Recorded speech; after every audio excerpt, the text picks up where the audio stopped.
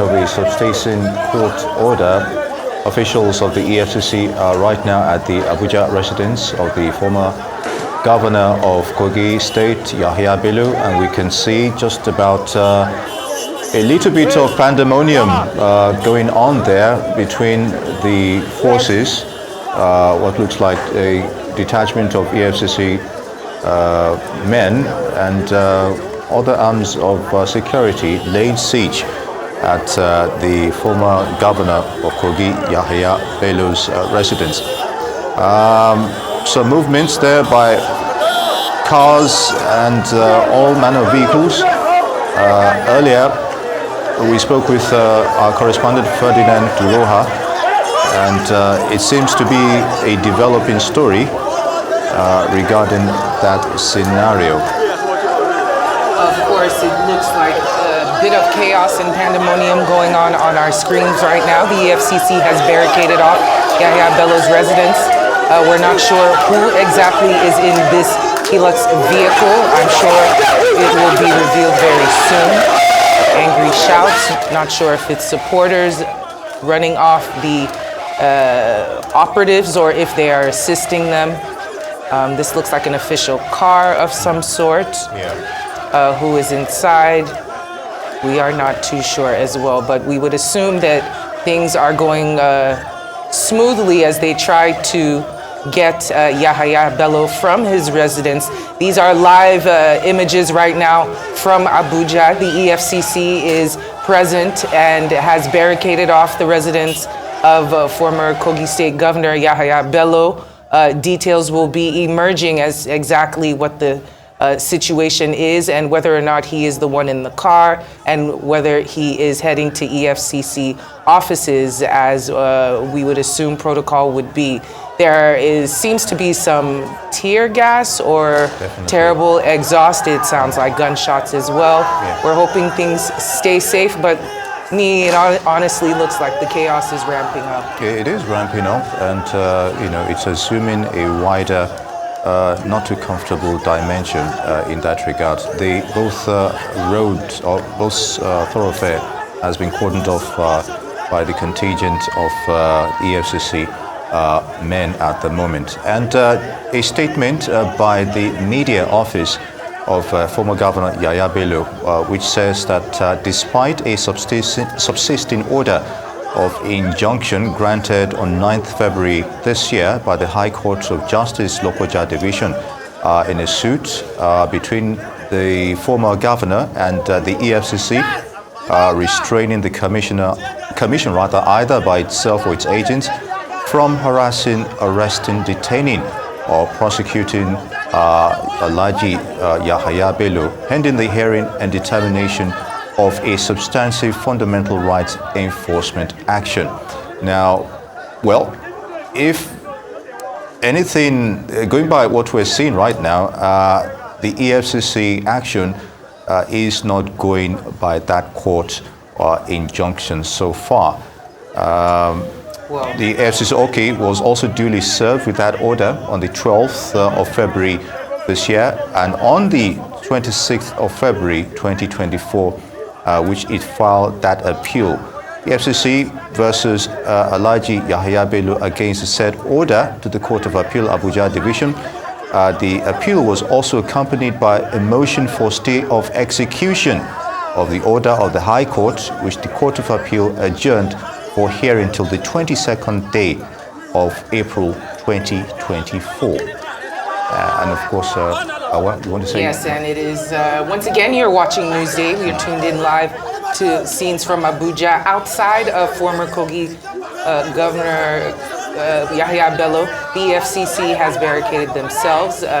They are present on the scene, and chaos has, of course, ensued. The EFCC had earlier dragged Yahaya Bello and his nephew, Dauda Suleiman and Abdul Salam Hudu before Justice James Omotosho of the Federal High Court in Abuja in an amended charge in March 2024 over alleged 84 billion naira worth of money laundering.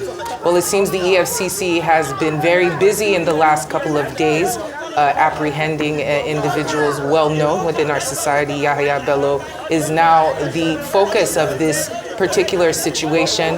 There are shouting that we saw earlier, tear gas, trying to disperse some individuals. Shaky camera lens aside, it seems that we are right outside of the residence, and there are quite a few people still around. There are gunshots. We are unclear whether or not Yahaya Bello is in the building or in one of those cars. We are assuming that they are trying to take him to the EFCC building for further questioning or whatever the protocol may be. We also need to add that contrary to the injunction which was given by the court, the FCC had, or rather the judgment in the substantive case between Yahaya Bello and the EFCC is to be delivered at 12 noon today in Lokoja. So it's a bit of a miscommunication here. We don't know exactly whether that has been enforced in Lokoja and what we're seeing here right now in Abuja. Okay, so there was to be a substantive, the case rather, a judgment was supposed to be given at 12 noon today in the former governor's homestead. But what we're seeing here in Abuja is, a bit of a mixed grill here. Yeah, and we see a rabble-rouser trying to whip up the sentiments of the crowd. It seems things are still quite chaotic, but that is usually what happens when the EFCC comes to your doorstep. They have barricaded themselves outside of the house of Yahaya Bello, former Kogi State Governor. These are from charges stemming from, of course, money laundering and the sort. So, and if I may also add, you can't help but think there's a bit of, okay, we have our correspondent Ferdinand Durua to give us an update. Ferdinand, it's good to have you with us. Yes. Chaotic scenes, no doubt. What more can you tell us? Yes. It is assumed that he's going to come in and then see his principal and maybe have a word or two about it. Now, let's not forget, right now, I think the major reason for the chaos is the presence of two security forces. Unfortunately, when all of them paid with Nigerian taxpayers' money, in other words, all of them federal forces. And yes, the people from the operatives are from the EFCC who have come in with some policemen, and then also some policemen attached to the former governor of Kogi State and also the present governor of Kogi State. So we have three different security operatives around the complex, and it's not the kind of environment you want to be around. God forbid, because when you talk about chaos, well, what we were hoping to see was with an arrest warrant, the EFCC operatives will perhaps have asked the operatives or the former governor's aide to stand down. But being that, the operations have been questioned by the former governor's aide, so that is exactly the reason why we haven't seen any of the security forces stand down. And so we are seeing security forces at a large with guns gotten by taxpayers' monies and all ready to carry out various instructions. Now, we do not know where the instructions are coming from, but already we know that for one of them, it is from the EFCC, who are saying that they want to prosecute and arrest. The other is from, the former governor of Kogi State, Yahaya Bello, and his people, who are saying that there is a court injunction stopping the EFCC from making any arrest. And then also the presence of the security force, the security operatives of the present Kogi State governor who has come in. Is he going to come in and then one way or the other? Well, maybe we see Governor Yahaya Bello, former Governor Yahaya Bello, living with him. We do not know. But we are on ground trying to see exactly how much our lens can carry, even can accommodate, even in a chaotic situation. All right, Ferdinand, help us understand this. The court issuing this injunction, is it in Kogi State? Because what we're hearing here is that the substantive case between the ex-governor and, of course, the EFCC is to be delivered at 12 noon today in Lokoja. Is that the same scenario? How is it directly linked to this, arrest of the governor, or attempt to arrest the governor here in Abuja? Or the former governor, rather, in Abuja, you think? Can you come again with that question? Yes, I'm talking about the court in Kogi State. They're issuing a judgment in the substantive case between the ex-governor and the Efcc, which was supposed to deliver some kind of injunction at 12 noon today in Lokoja. That's in Kogi State. So is that directly linked to what we're seeing here in Abuja? Well, I definitely would say it is connected, but I think just like we pointed out before, well, this is something that should have been handled maybe within the court premises, maybe go back to whoever, the magistrate or the high court, the judge who definitely gave the injunctions and then sort things out. Well, that's exactly what it should be. We are having a case, we're having a matter here concerning jurisdiction, and that's definitely jurisdiction is something that is quite very important when you begin to talk about adjudication. So I want to believe that, this is something that definitely should be talked over, but unfortunately, with the way the operating user from the EFCC have gone about it, and then also with the resistance that coming from the governor, former governor, it definitely creates an environment for chaos like we are seeing right now. The devil is in the detail. Thank you, Ferdinand, for giving us the update. We will wait for more updates from you as the hour goes on. And of course, you're watching live video from Newsday, live from Abuja. The EFCC, Economic Financial Crimes Commission, have surrounded the Abuja residence of the former Kogi State Governor, Yahaya Bello, in Abuja. This is what we are witnessing. If we think back to March of this year, the EFCC amended a charge against the former governor of Kogi State and his nephew and another individual before Justice James Omotosho of the Federal High Court in Abuja over alleged money laundering to the amount of 48 billion naira. Now, this response has prompted the ex-governor's media aide to, of course, debunk these situations and these statements. But now we are here.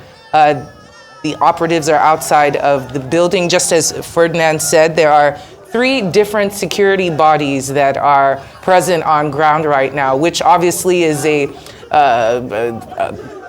situation that could become a boiling point when you have the EFCC versus the security of the former governor versus the security of the present governor.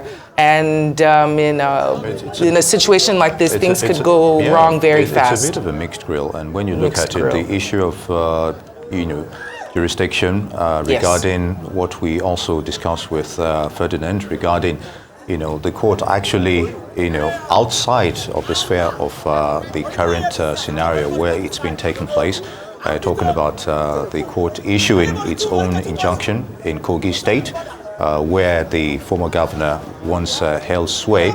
And you tend to think the alleged allegations against him were, happened during that time, allegedly.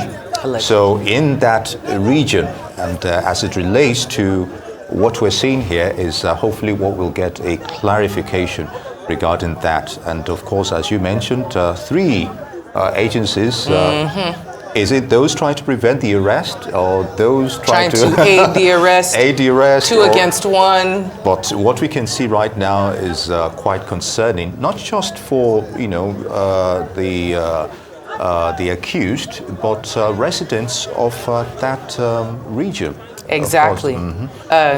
It is quite tightly packed there. It is quite a residential area, and there's a lot of onlookers that could be unfortunate casualty damage if anything were to go wrong. But the media office of the former governor is saying that the EFCC's actions today are an attempt to embarrass and harass him with spurious allegations that date back to September of 2015, before he assumed office.